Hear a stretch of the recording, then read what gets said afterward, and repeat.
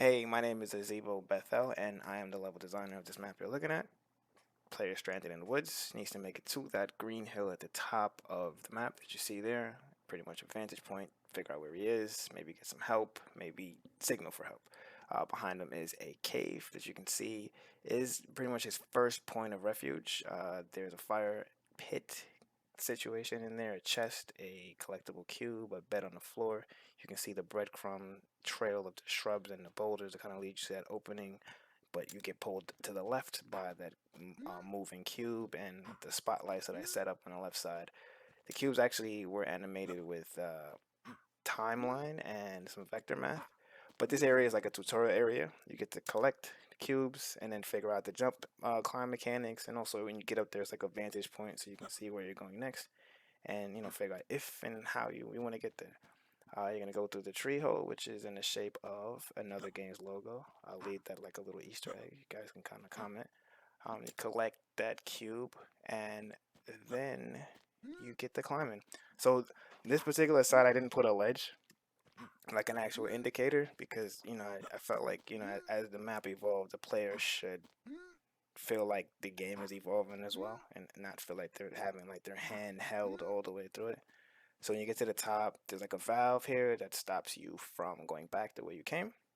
So now your only choice is to progress further into the map, where you come across the shrine with the scroll on it that points to that log that points up to the lit room in the treehouse, which draws your attention, asking you to come and see what is inside there. As you climb up, you get a glimpse of the floating cube, collect it, it says you did a great job, and pretty much on your way off to the cliff side behind you, kind of a variation of the climb mechanic in this way that we added that a jump in between the climb just to break up monotony. Nothing too crazy, but just wanted to evolve the gameplay. As you can see, all my pathways have like leading lines based on like the tiles I use for the walkway. The bridge I did enjoy building, but as you get to the other side, you realize the bridge is not facing the right way. So you're gonna have to step on that button, which is going to rotate the bridge.